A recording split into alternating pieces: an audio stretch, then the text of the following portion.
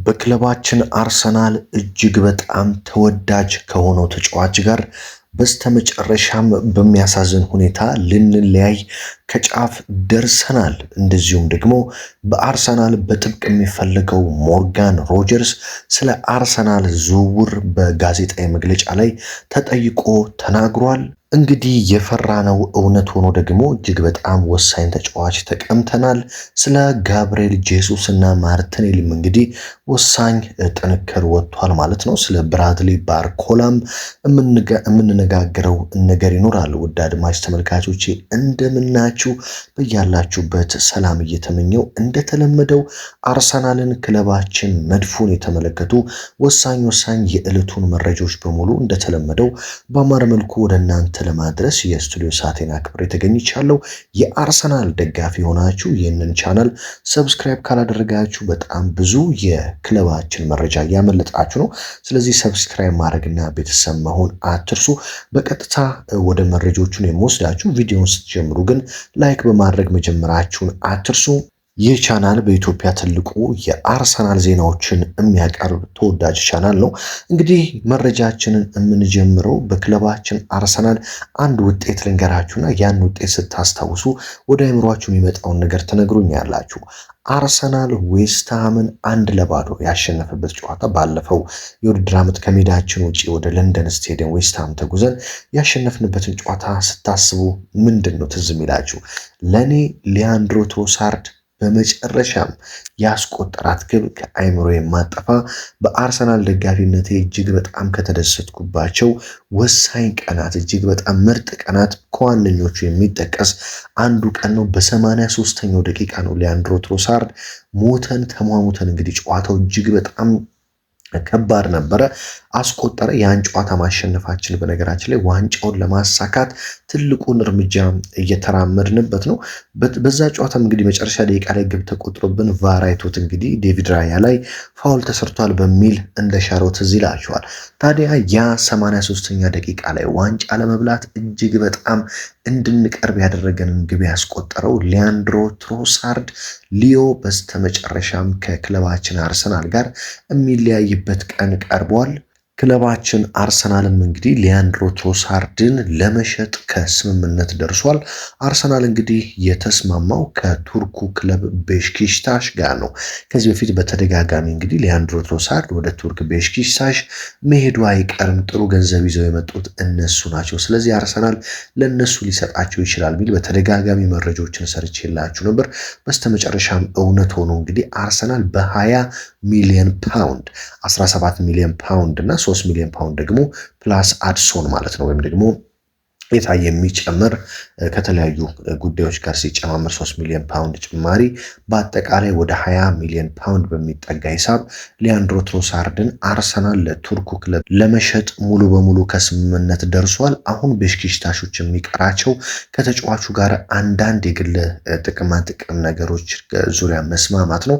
በነገራችን ላይ ሊያንድሮ ትሮሳርድን ለማሳመን በሚቀሩ ጥቃቅን ጉዳዮች ላይ ማለት ነው ቱርኩ ክለብ ቤሽኪሽታሽ ተወካዮች በአሁኑ ሰዓት አሜሪካ የቤልጂየም ካምፕ ድረስ ተልከዋል። እንግዲህ እዛው ቤልጂየም የምትሰለጥንበት ወይም ካምፕ ያደረገችበት አካባቢ በመገኘት ከሊያንድሮ ትሮሳርድ ጋር እየተነጋገሩ እንደሆነም ተረጋግጧል ማለት ነው። እንግዲህ ሊያንድሮ ትሮሳርድ እና ቤሽኪሽታሽ ትንሽ በግል ጥቅም ጉዳይ ላይ የሚነጋገሩትና ጥቂት ያልተግባቡበት ነገር አለ። እሱን ለማስተካከል ነው የቤሽኪሽታሽ ተወካዮች ወደ አሜሪካ እያቀኑት ዓለም ዋንጫ ወደሚደረግበት ማለት ነው። ከአርሰናል ጋር ግን ሙሉ በሙሉ ተስማምተዋል። አርሰናልም ብሩን እንግዲህ ተስማምተዋል ማለት ነው።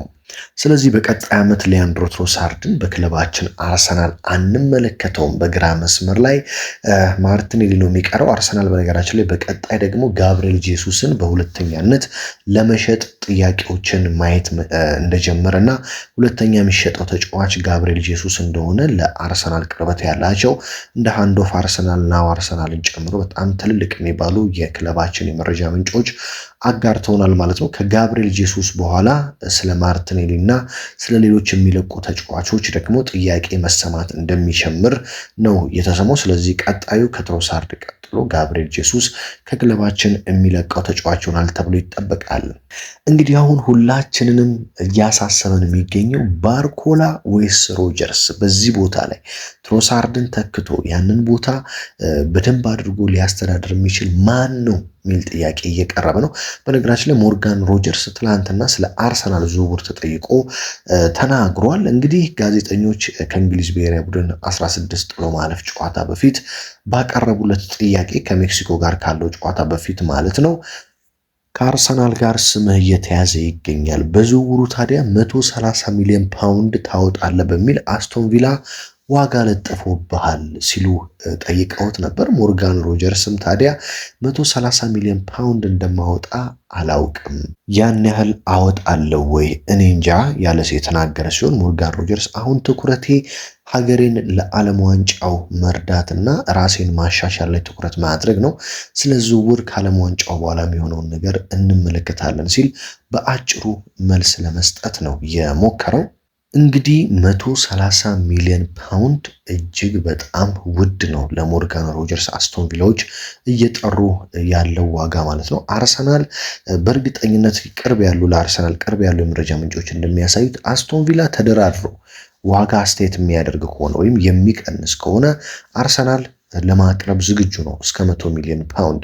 ነገር ግን 130 ሚሊዮን ፓውንድ እጅግ የተጋነነ በመሆኑ ክለባችን አርሰናል የሞርጋን ሮጀርስን ዝውውር ወደ ጎን በመተው ምናልባትም የባርኮላ ጉዳይ ላይ ትኩረት ሊያደርግ ይችላል ሲሉ ለክለባችን ቅርበት ያላቸው የመረጃ ምንጮች አመላክተዋል ማለት ነው። አስቶን ቪላ 130 ብሎ ሙጥኝ ብሎ እምቢ ካለ እንግዲህ ክለባችን አርሰናል ወደ ባርኮላ የማየቱ ነገር እውነት የሚሆን ይመስለኛል። ነገር ግን አስቶን ቪላዎች የለም መደራደር እንችላለን የሚሉ ከሆነ አርሰናልና አርቴታ ሞርጋን ሮጀርስን በጥብቅ ስለሚፈልጉት እስከ 100 ሚሊዮን ፓውንድ በማውጣት አርሰናል ተጫዋቹን የመግዛት ፍላጎት አለው ማለት ነው።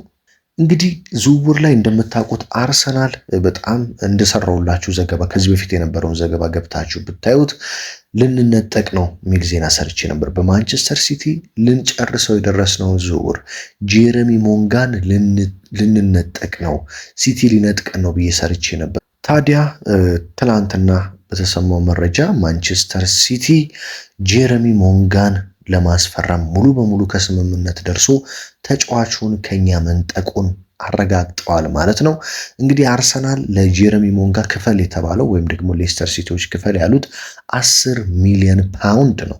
አርሰናል ደግሞ በፍጹም 10 ሚሊዮን ፓውንድ አልከፍልም፣ 6.5 ሚሊዮን ፓውንድ ይበቃቸዋል በማለት የተጣሉት በ3.5 ሚሊዮን ፓውንድ ብቻ ነው። አርሰናል ይህንን 10 ሚሊዮን ፓውንድ አልከፍልም ከፈለጋችሁ 6.5 ሚሊዮን ፓውንድ ሽጡልኝ፣ ካልሆነ ከዝውውሩ ወጥቻለሁ ሲል ለሌስተር ሲቲዎች አሳወቃቸው። የማንቸስተር ሲቲው አዲስ አሰልጣኝ ኤንዞ ማሬስካ ደግሞ ከጄረሚ ሞንጋ ጋር ሌስተር ሲቲ ቤት እያሉ ይተዋወቃሉ። በጣም ተጫዋቹን ያውቁታል። እሳቸው ራሳቸው ናቸው ዝውውሩ እንዲያልቅ ለተጫዋቹ ጅምር እየደወሉ ሲያግባቡ የነበረው። በስተመጨረሻም ያው ሲቲ 10 ሚሊዮን ፓውንዱን ከፍሎ ተጫዋቹን ወስዶታል። ሲቲ የመክፈል ችግር የለበትም እንደምታውቁት።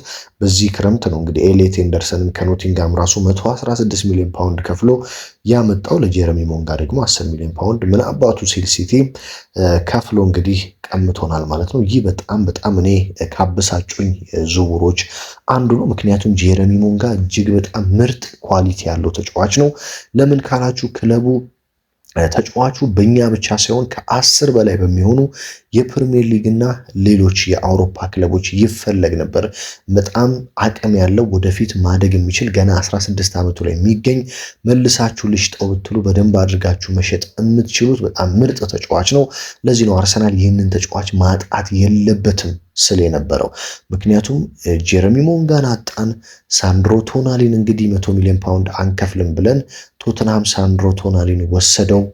እንደዚህ አንከፍልም እያልን ወደኋላ የምንሸሽ ከሆነ ሌሎች ዝውውሮችም እንዳያመልጡን በሚል ነው ከፍተኛ ስጋት ሲገባኝ የነበረው። አሁን ብሩኖ ጉማሬሽም ኒውካስትል ዩናይትዶች እስከ 80 ሚሊዮን ፓውንድ እያሉ ነው፣ ለሞርጋን ሮጀርስ 130 እየተባለ ነው። ስለዚህ አርሰናል ጨከን ብሎ ለሚፈልገው ተጫዋች ካልከፈለ የምንፈልገውን ዝውውር ላንመለከት ስለምንችል ያ በጣም የሚያበሳጨው ነው አግኝቼዋለሁ። ስለ ዴክላን ራይስ ጉዳት የተሰማው መረጃ በጣም ከባድ ነው። ምክንያቱም ዴክላን ራይስ ትላንትና ከሞርጋን ሮጀርስ ጋር ማለት ነው ለሜክሲኮ ጨዋታ እንግሊዝ ከሜክሲኮ ጋር ላለባት የ16ቱ ጥሎ ማለፍ ወደ 8 ለመግባት ማለት ነው ከዛ ጨዋታ በፊት ሲናገር በጣም ውስብስብ የሆነ ከፍተኛ የህመም ስሜት ላይ ነው የሚገኘው።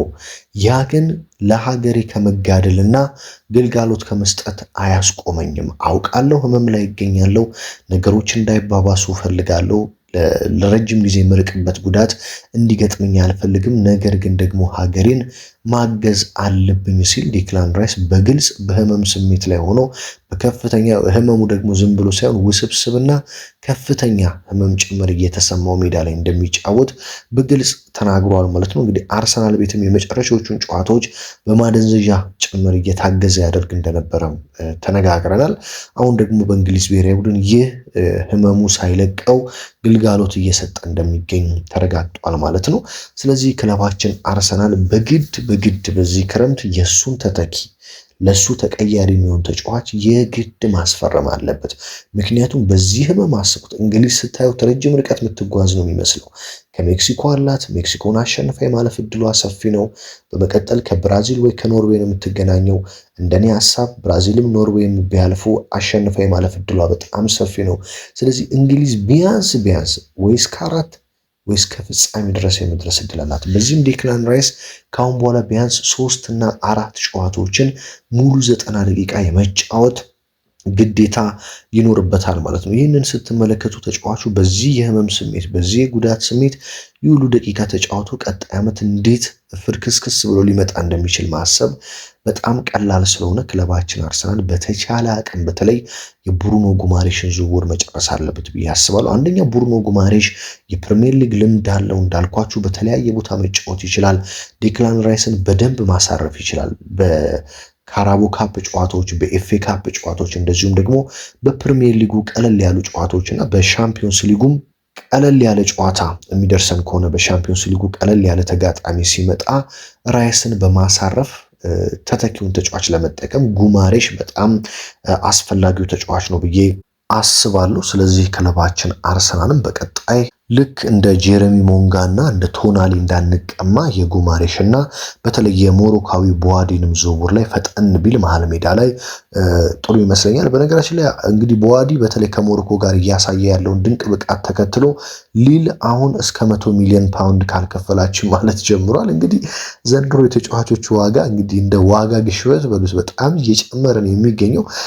አዩብ ቦዋዲ እንግዲህ እስከ ዓለም ዋንጫው ድረስ አርሰናል ብቻውን ሲከታተሉ የነበረ ተጫዋችና ቢያንስ በ40 ሚሊዮን ፓውንድ አካባቢ ወይም ከ30 እስከ 40 ሚሊዮን ፓውንድ ባለው አርሰናል ያመጣዋል ተብሎ ሲጠበቅ የነበረ ተጫዋች ነው። ዓለም ዋንጫ እንግዲህ ጥቅሙ ይሄ ነው። በጣም ምርጥ ብቃቱን ካሳየ በኋላ ሞሮኮ ትላንትና በነገራችን ላይ ካናዳን አሸንፋ 3-0 ወደ 8 ውስጥ ተቀላቅላለች። አዩብ ቦዋዲም እንግዲህ በጣም አስደናቂ ብቃቱን ፐርፎርማንሱን እያሳየ ነው የሚገኘው። በዚህም ምክንያት የፈረንሳዩ ክለብ ሊል ተጫዋች በዓለም ዋንጫው ምን አይነት ድንቅ እንደሆነ አይታችኋል። ስለዚህ እሱን ብላችሁ ከመጣችሁ ከ80 ሚሊዮን እስከ 100 ሚሊዮን ፓውንድ ክፈሉኝ፣ አሁን ደግሞ 100 ሚሊዮን ፓውንድ ይዛችሁ ነው እያለ ይገኛል። አርሰናል እንዳልኳችሁ እንደ ቬንገር ጊዜ እንደ በፊቱ ብር አላውጣም የሚል ነገር በፍጹም ሊኖር አይገባም። ምክንያቱም ደግሞ አሁን ላይ ሁሉም ተጫዋቾች ባርኮላ ኒውት ቢያንስ ባርኮላ ከ70-80 ሚሊዮን ፓውንድ በታች በፍጹም ፓሪስ ሰን ጀርሜን ሊለቀው አይችልም። እንደዚሁም ደግሞ ብሩኖ ጉማሬሽን ኒውካስትል ከ70 ሚሊዮን ፓውንድ በታች ቢያንስ ሊለቀው አይችልም። አዩብ ቦዋዲ እንደዚህ የጠራበት ነው። ሞርጋን ሮጀርስ በእርግጠኝነት እስከ 100 ሚሊዮን ፓውንድ ድረስ ሊያወጣ የሚችል ዝውውር ነው። ስለዚህ ይህንን አርሰናል አምኖ እንደዚህ አይነት ወጪዎች እንደሚያስወጡት አምኖ ገንዘቦችን ለማውጣት ዝግጁ ሆኖ ወደ ዝውውሩ ካልመጣ በቀር እንደ በፊቱ ተደራድሬ በጣም አስቀንሽ እገዛለሁ የሚለው ነገር አዋጭ አይመስለኝም። በተለይ ደግሞ አርሰናል የሚፈልጋቸው ተጫዋቾች በሙሉ በብዙ ክለቦች የሚፈለጉ ናቸው። በተለይ ቶተንሃም፣ ቼልሲ፣ ዩናይትድ፣ ሲቲ አርሰናል ያየውን በሙሉ እያዩ ነው የሚገኙት በአሁኑ ሰዓት። ምክንያቱም አርቴታና አርሰናል በጣም ምርጥ ተሰጥኦዎችን በማውጣት ከቅርብ ጊዜ ወዲህ አድናቆትን አትርፈዋል። ስለዚህ አርሰናል አየው ማለት ያ ተጫዋች ትልቅ አቅም እንዳለው ይታወቃል። ልክ ከአርሰናል ጋር ስሙ ሲያያዝ ለዛ ነው ቶተንሃምም፣ ቼልሲም፣ ማንቸስተር ሲቲ፣ ማንቸስተር ዩናይትድም ያንን ተጫዋች ለማስፈረም ከፍተኛ ርብርብ የሚያደርጉት ማለት ነው። ስለዚህ አርሰናል ክለባችን ዝውውር ላይ ፈጠን ማለት አለበት። እንግዲህ ዛሬ ያሉ ወሳኝ የዝውውር መረጃዎች እነዚህ ይመስላሉ። ሊያንድሮ ትሮሳርድ ከክለባችን ጋር ለመለየት ከጫፍ በመድረሱ ምን ተሰማችሁ? ስለ ሊዮ የማትረሱት የትኛው ግብ ነው? ማን ላይ ያስቆጠረው ግብ ነው? ለኔ እንግዲህ ዌስትሃምን 1-0 ያሸነፍንበት ብያችኋለሁ። በቀጣይ ጋብሪኤል ጄሱስ እና ማርቲኔሊ ደግሞ ተከታዮች ይሆናል ተብሎ ይጠበቃል። ስለ ዲክላን ራይስ ጉዳት፣ ስለ ሞርጋን ሮጀርስ ዝውውርስ ምን ትላላችሁ? ኮመንት ላይ ሐሳብ አስተያየታችሁን አስቀምጡልኝ። ሀገር ውስጥ ከባህር ማዶ በመሆን መረጃዎችን በየዕለቱ በመከታተል ከጎኔ የሆናችሁ የክለባችን የአርሰናል የመድፉ ደጋፊዎች ከልብ ላመሰግናችሁ እወዳለሁ። በሌላ መረጃ በሌላ ጥንክር ደግሞ እስከምንገናኝ ድረስ በያላችሁበት ሰላም ተመኘሁላችሁ።